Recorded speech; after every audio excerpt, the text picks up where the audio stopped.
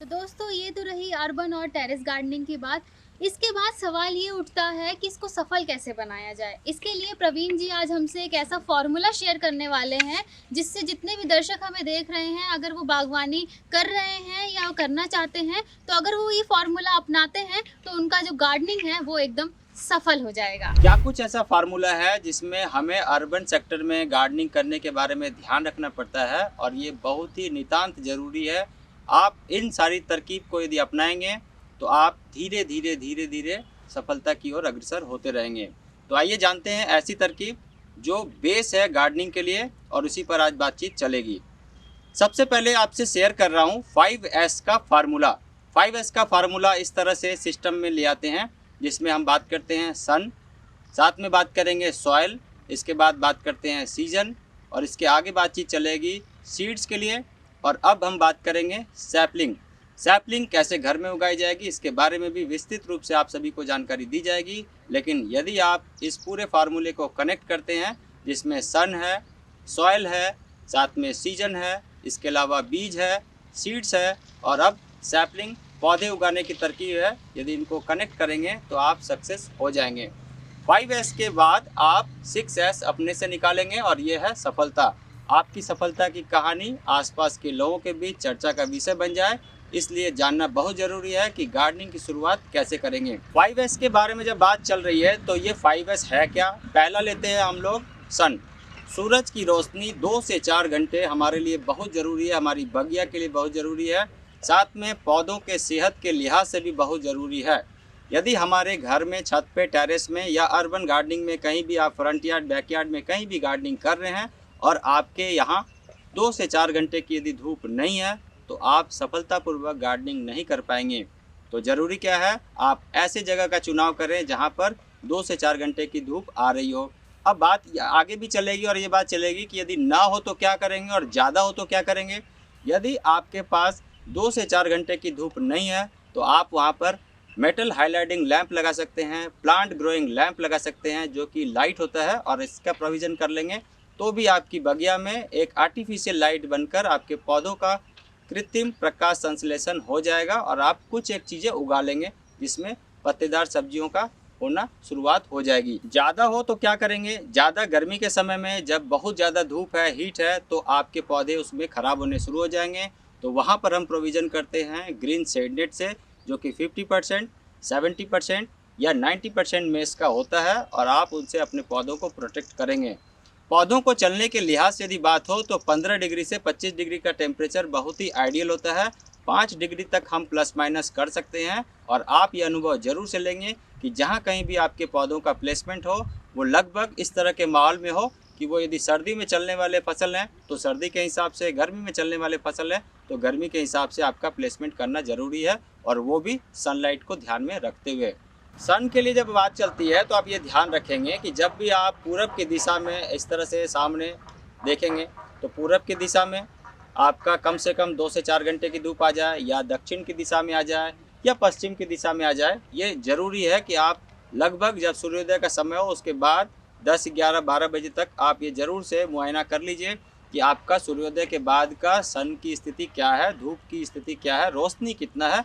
और यदि रोशनी नहीं है, सफिशिएंट लाइट नहीं है, तो आप वहाँ पर बागवानी में चुनौती का अनुभव करेंगे। अर्बन गार्डनर की एक समस्या रहती है कि आप पौधों को चलने के लिहाज से अलग अलग तरीके का सॉइल मिक्स कैसे बनाएंगे, मिट्टी मिक्स कैसे बनाएंगे। ज़्यादातर अभी तक ये अनुभव देखा गया है कि मिट्टी, गोबर की खाद लेकर हम गमले भर देते हैं और उसमें हम पौधे को लगा देते हैं और पौधे एक समय तक तो ठीक चलते हैं। बाद में एक समय ऐसा भी आता है जब पौधों में फूल नहीं आ रहे हों, या फूल आने के बाद झड़ जा रहे हों, या फूल फल में कन्वर्ट होने के में समस्या हो, या फल में कन्वर्ट होने के बाद वो टेढ़े मेढ़े हो जाते हों और उसके बाद भी वो ठीक से नहीं चलते हैं। तो निराशा यहीं पर हाथ लगती है और इस निराशा को आशा में बदलने के लिए लेके आऊँ सॉइल मिक्स का फार्मूला। सॉइल मिक्स का फार्मूला अलग अलग है जिसमें हम समग्र रूप से बात करते हैं कि आपके पौधों को चलने के लिहाज से किस तरह का सॉइल मिक्स होना ज़रूरी है, जिसमें हमने फार्मूले पर काम किया और वो फार्मूला है 2.5 किलो का सैंड का फार्मूला, 5 किलो का सैंड का फार्मूला, 1.25 किलो का सैंड का फार्मूला, और साथ में बात करते हैं 2.5 किलो के सैंड का फार्मूला प्लस 1 किलो कोकोपीट। अब ये सारी चीज़ें क्या है आप आगे आगे वीडियो में देखते रहेंगे। बात करते हैं कि आप गार्डनिंग की शुरुआत तो कर देते हैं, लेकिन गार्डनिंग की शुरुआत कब करें, कौन से मौसम में करें और क्या ध्यान में रखना ज़रूरी है। तो सबसे पहले बात करूँगा कि आप मौसम का, सीजन का ज़रूर से ध्यान में रखें। यदि आप सीजन को ध्यान में नहीं रखते हैं और गार्डनिंग शुरुआत कर देते हैं तो सफलता का जो दर है वो कम होता जाएगा और एक समय ऐसा भी आएगा कि आप बिल्कुल निराश हो जाएंगे कि हमने इस पौधे को तो लगाया था, पौधा बड़ा भी हो गया लेकिन फूल नहीं आ रहा है, फूल से फल नहीं बन रहा है। कारण क्या है?